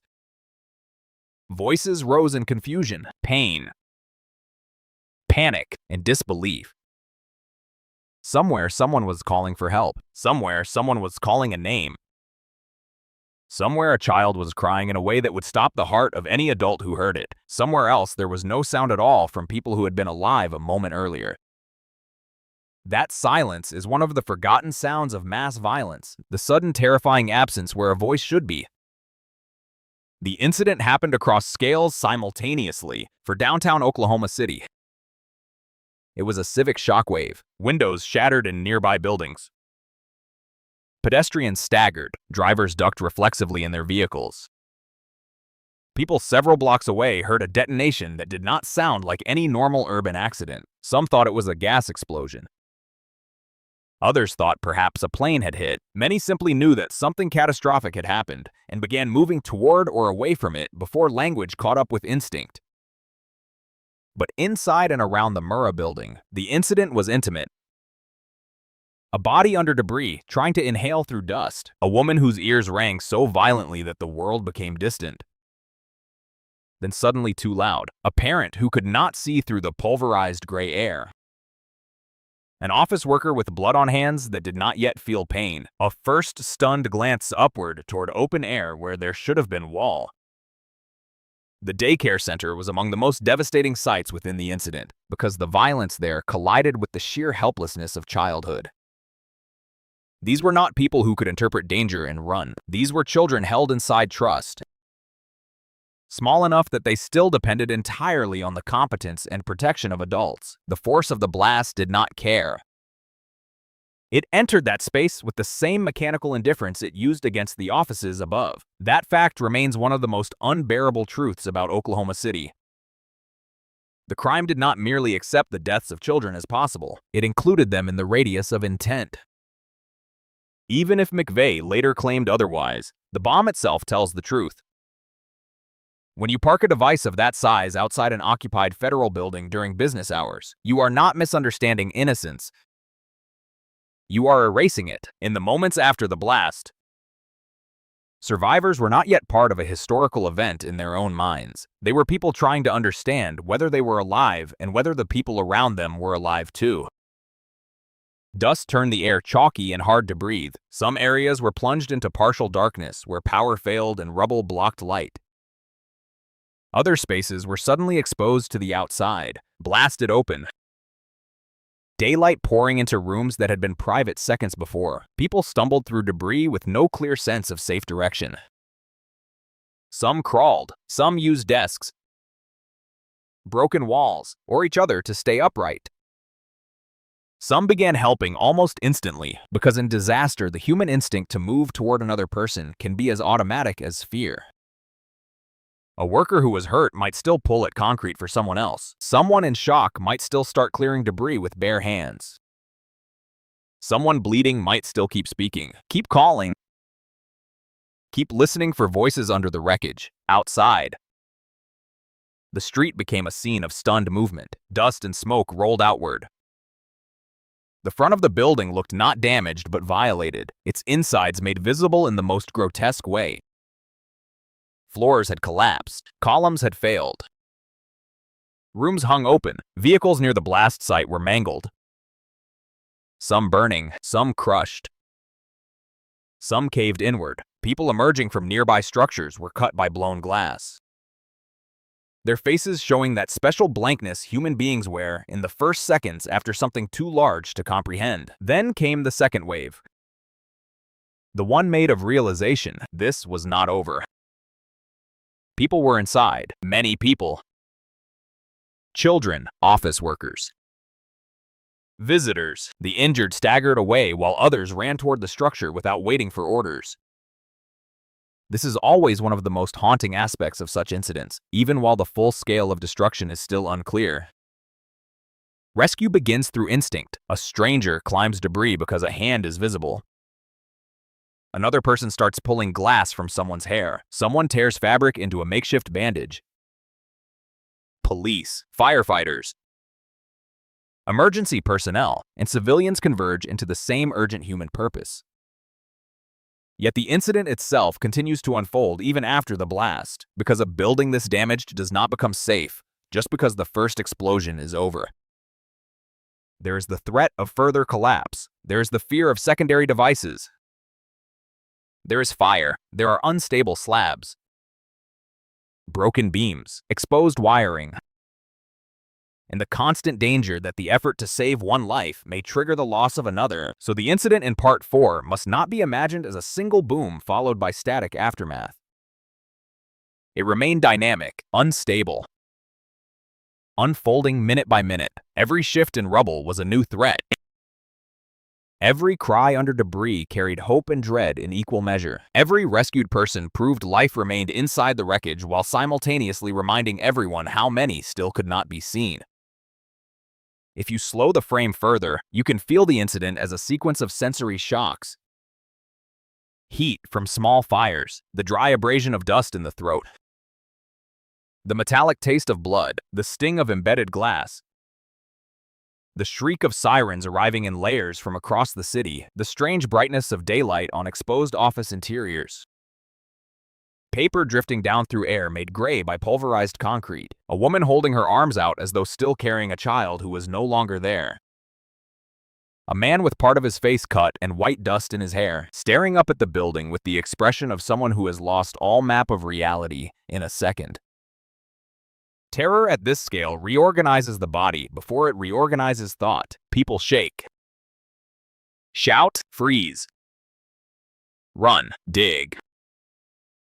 Pray, vomit. Listen, obey. Disobey. Time stretches and compresses unpredictably. 1 minute becomes an hour. 15 minutes disappear entirely. Some survivors later described it as if the world had turned to static. Others remembered certain details with impossible sharpness. A color, a voice, a child's shoe, a smell, a shaft of light through dusk. That is because trauma does not store experience evenly. It records some fragments in fire and leaves other whole sections blank. From the perpetrator's side, the incident was coldly asymmetrical. McVeigh had already left the scene. He was not there to witness the first screams, the collapsed floors, the frantic digging, the exposed rooms, the children, the workers, the blood, the smoke. That distance matters. It is one thing to kill in immediate physical confrontation. Terrible as that is, it is another to create devastation and walk away before sound and consequence reach you. That distance is central to the psychology of mass bombing. It gives the offender the fantasy of strategic power. He gets to behave like the hand of history rather than a man near his victims. He is spared their eyes in the moment of killing. He does not have to confront the personal human meaning of the damage because he has already translated them into symbol. The incident therefore becomes, for him, message first and body second. That inversion is one of the signs of ideological moral collapse. Back at the building, the incident had already become rescue, confusion, and grief all at once. Parents began to hear. Co-workers began to realize who was missing. Reporters converged. Helicopters would soon circle. Authorities would scramble to understand whether this was accident or attack. But in the raw core of the moment, none of that yet mattered as much as the immediate human need to reach the trapped and separate the living from the dead. People tore at concrete with gloved hands, bare hands, tools, whatever they could find. The city's first responders entered a scene that looked less like a downtown office disaster and more like war had briefly landed in the middle of an American weekday. The damage was not neat. It was obscene in its abruptness. Office furniture hung where walls had been stripped away. Ceiling fragments and steel and paperwork formed unnatural layers over bodies and voids. Every space had to be approached with fear and urgency together. That tension defines the incident phase. Hurry! Because people are dying. Go carefully. Because the building is unstable and rashness may kill those you are trying to save. It is easy, in retrospect, to let the bombing collapse into a single image. The broken facade, the smoke, the famous photographs, but the incident itself was not one image. It was a sequence of human collisions with catastrophe, a child in terror, an employee pinned beneath a slab, a rescuer shouting for silence so trapped voices could be heard, a parent arriving too late to the perimeter, dust covering everything so completely that the city itself seemed suddenly colorless. It was also the beginning of national recognition, the moment when Oklahoma City ceased being just another American downtown and became the center of the deadliest act of domestic terrorism the country had known up to that point. Yet for the people inside the incident, history was still too large a word. There was only the wreckage, only the crying, only the impossible sight of a building split open under a spring sky, only the realization, arriving in waves, that this had been no accident and that the ordinary morning had been intentionally turned into a massacre. That is the true shape of Part 4, not only the detonation itself, but the way the blast tore through routine, through shelter, through trust, through the body's assumption that walls will remain walls and daylight means safety. In a matter of seconds, morning became rubble. And an ordinary American workday became a scene from which the country would never fully wake. The crime scene did not reveal itself all at once. It emerged through dust, shock, and the slow, terrible discipline of looking. In the first minutes after the bombing, the Alfred P. Murrah Federal Building was not yet a mapped scene or an evidence field or the center of one of the largest criminal investigations in American history. It was a wound in the middle of downtown Oklahoma City. Still raw, still shifting.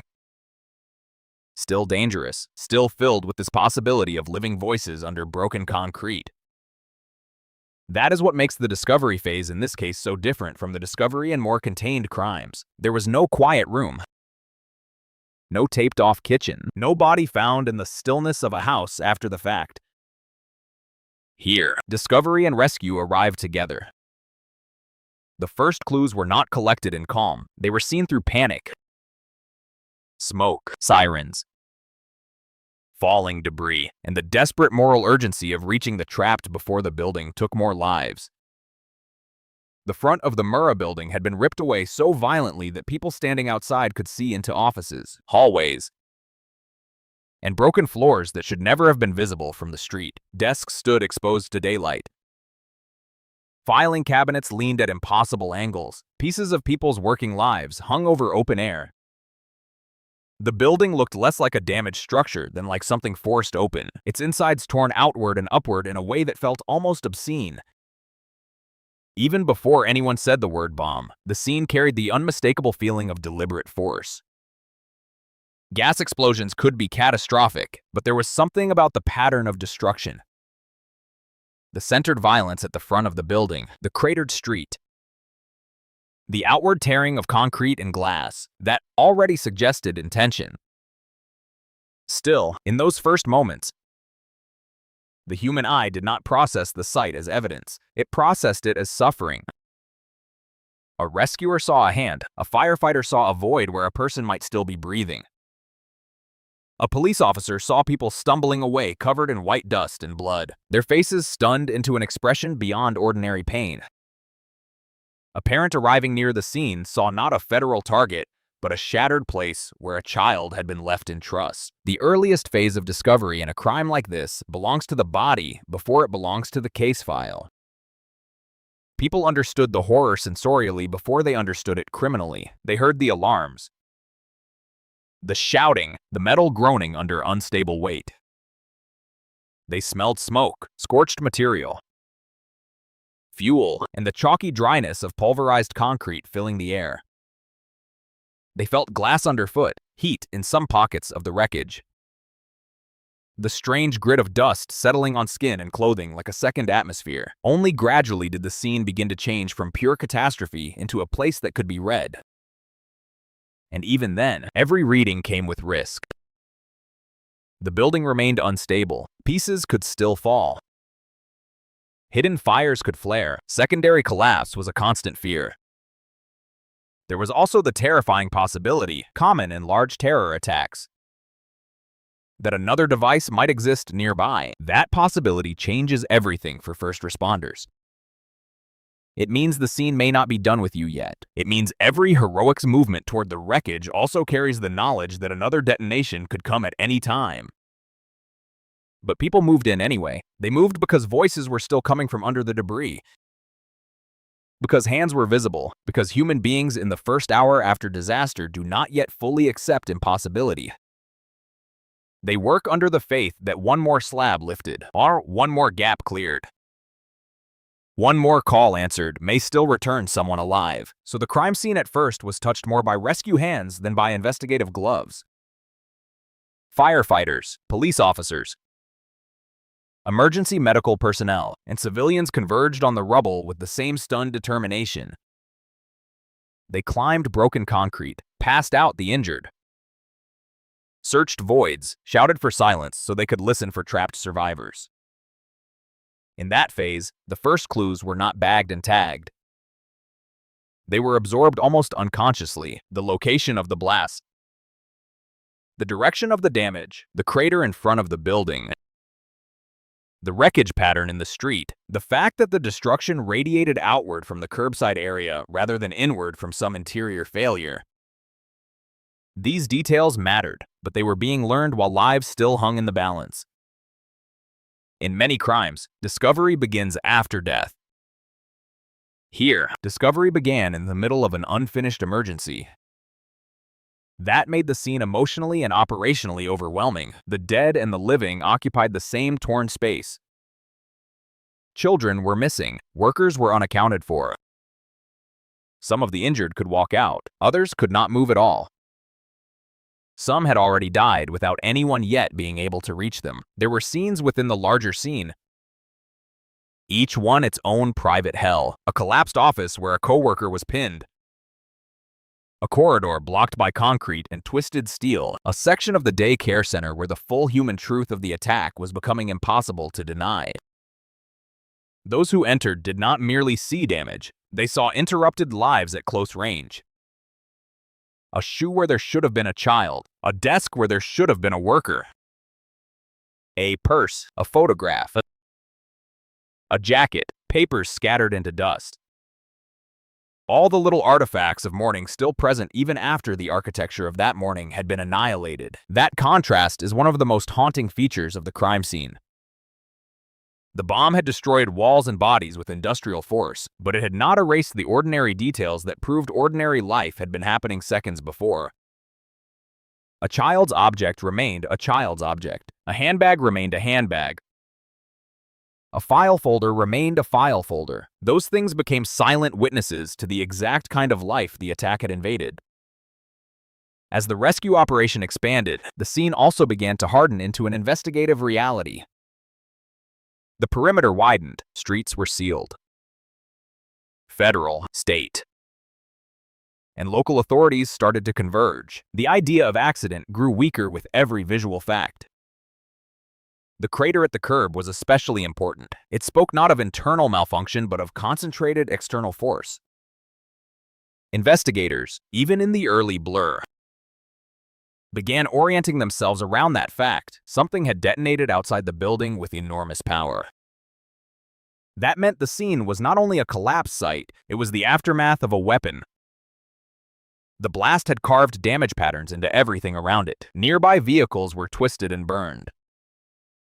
Windows had blown out across adjacent buildings. The facade of the Murrah building had been stripped away in a pattern that made structural sense only when understood as the result of a massive front-facing explosion. Even before the final forensic work, the physical world was telling a story.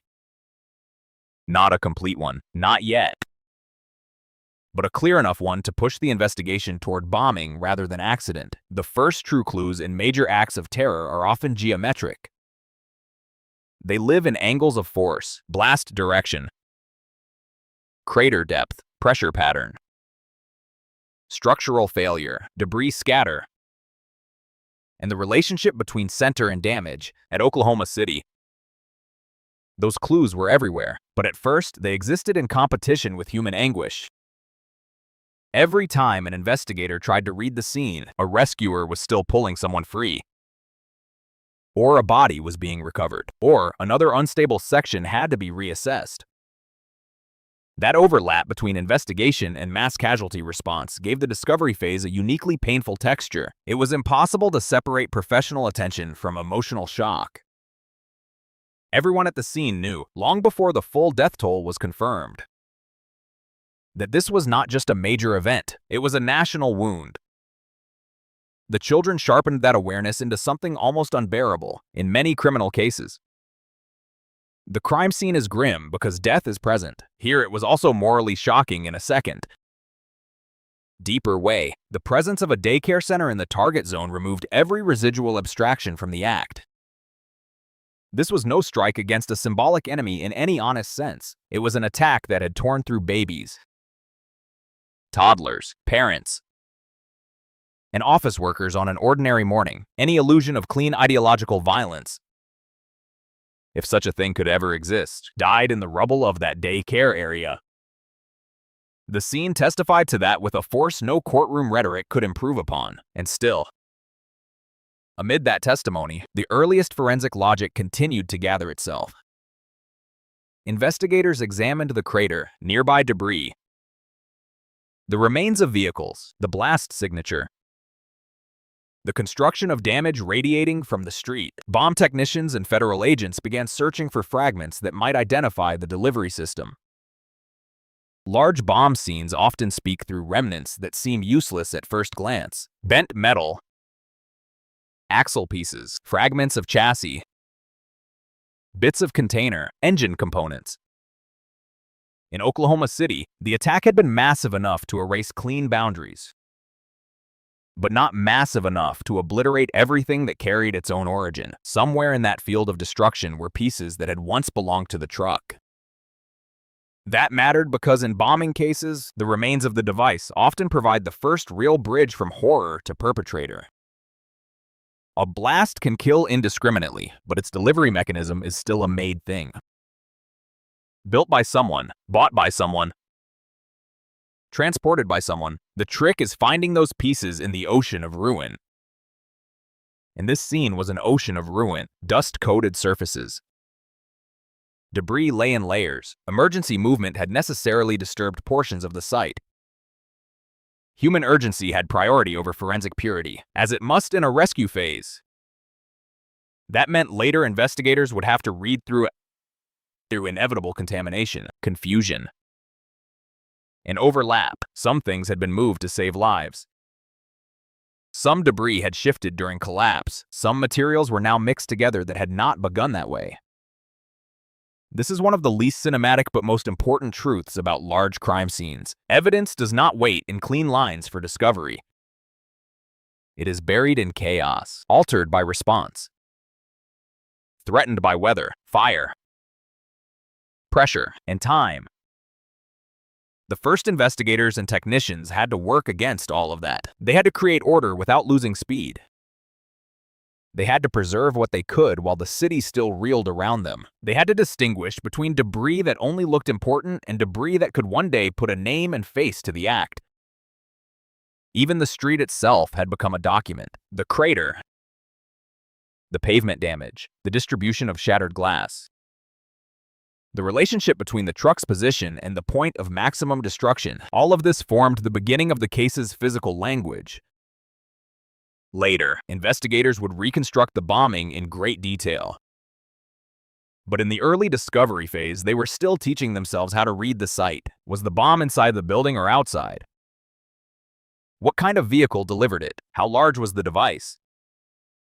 What materials might have been used? Was this foreign terrorism, domestic extremism, or something else altogether? Was the bomber dead at the scene or already gone? Large attacks create a temporary vacuum of certainty. Rumor rushes in before evidence can keep pace, but the crime scene itself, if read carefully enough, resists rumor. It insists on material truth. In Oklahoma City, the material truth began with force concentrated at the curb and destruction consistent with a truck bomb. That shift in understanding was crucial. It meant the case had direction. It meant the dead were not lost in a mystery of pure confusion. The scene was beginning to say this was done, and it was done in a specific way. As the hours passed and rescue gave way, bit by bit, to recovery and controlled analysis, the emotional temperature of the scene changed. It did not become less painful, but it became more deliberate. Search grids, recovery patterns, structural assessments, evidence protocols, documentation, photography, notes, measurements. In that transition, the site became both sacred and technical. Sacred because it held the dead and the last geography of so many lives. Technical because only disciplined method could transform the scene from a wound into a prosecutable case. The discovery of bodies, body parts, personal effects, and structural relationships all fed this process. Every location mattered. Every layer mattered. Every object near the blast seat mattered. The remains of the truck mattered most of all. Eventually, among the broken and burned fragments, investigators found pieces that could be tied to the vehicle, including an axle with identifying numbers. That kind of clue is the dream of forensics, not because it is dramatic, but because it is factual in a way grief cannot alter. Metal remembers manufacture. Serial information survives where memory does not. A witness can misremember a face, but a vehicle part can lead to a paper trail. That is why the discovery of truck components at the scene marked such an important threshold. The crime was still monumental, the loss still incalculable, but now the scene had begun offering a route outward into the world the bomber had passed through before reaching Oklahoma City. Somewhere there was a rental record. Somewhere there was the place where the truck had existed before the blast. Somewhere, if the chain could be followed quickly enough, there might still be a living perpetrator within reach of the law. Yet even as these first clues emerged, the scene never lost its human gravity. Investigators walking the rubble were not processing an abstract event. They were moving through the remains of an ordinary morning converted into mass death. The discovery of evidence happened in the same physical landscape as the recovery of children, parents, workers, and visitors. That proximity matters because it shaped everyone who handled the case. The Oklahoma City crime scene was not just large, it was intimate at scale. It forced investigators to alternate between human grief and analytical precision, sometimes within the same minute. One moment you are near an object that may identify the truck. The next, you are confronted with the unmistakable evidence of a child's presence. One moment you are thinking about explosive yield. The next, you are reminded that someone brought a lunch that morning and never got the chance to eat it. This is why the discovery phase has to be written slowly. Not because the case lacked urgency, but because the truth of what was found there cannot be separated from how it felt to find it. The scene was teaching multiple lessons at once. It taught rescuers the scale of the suffering. It taught the public the scale of the crime. It taught investigators the first hard facts about method and means. And it taught the country, before any trial or manifesto or political argument, that this was not an accident of machinery or a freak urban collapse. This was murder committed through engineering, timing, and ideological coldness. The Murrah building itself became the first witness, its broken face, its exposed floors, its cratered street, and the scattered remains of the truck all testified before any suspect was named. They said that someone had chosen this place, measured this force, and delivered it against civilians in daylight. That testimony began in dust and sirens, and it continued as every first clue was lifted, cataloged, and followed outward from the rubble toward the man who had walked away, believing distance would protect him from what the scene already knew. The investigation began in noise and then moved into obsession. That is often the hidden shape of major criminal inquiries. In the first hours after an act of mass violence, everything is motion. Radios, sirens, perimeter lines, triage, shouting, clipboards, fragments of rumor, fragments of fact. Too many agencies, too many questions, too much grief arriving before language has time to organize it. But once the first shock passes, even slightly, the work changes. It becomes repetitive, relentless, and intimate in a different way. The rubble gives up its first clues. The city begins to understand that this was not an accident. The dead begin to acquire names. The injured begin to speak, and somewhere beyond the smoking center of the catastrophe, the person who made it happen is still out there, still breathing ordinary air, still carrying the private knowledge that he has done something vast. That knowledge transforms an investigation. It is no longer only about what happened. It becomes a race between public order and private impunity. In Oklahoma City, that race accelerated almost immediately. But in the early phase, it still had the texture of uncertainty. The scene itself had begun to speak. The crater, the pattern of destruction, the evidence of a truck bomb, the mangled vehicle fragments, all of it pushed investigators toward a specific kind of attack. Yet knowing the method is not the same as knowing the man. A bomb scene, especially one this large, can feel perversely impersonal at first. So much destruction, so many victims, so wide a field of damage. The human instinct is to imagine that only an organization, a foreign network, or a hidden military hand could produce something on this scale. In the first rush of public speculation, Possibilities multiplied exactly because the act felt too immense for a single ordinary face. That is how terror often protects itself in the opening hours. Its scale creates psychological fog. People reach for narratives large enough to match the damage. But investigators cannot live in narrative. They have to live in evidence. Evidence is smaller, colder, and less impressed by spectacle. It asks what truck, what axle, what rental record, what road, what witness, what residue, what sequence of preparation. It asks who touched the materials, who moved through this paper trail, who thought he could use ordinary American logistics to carry extraordinary violence to a downtown curb. So the investigation began by trying to turn a civic wound into a chain of particulars.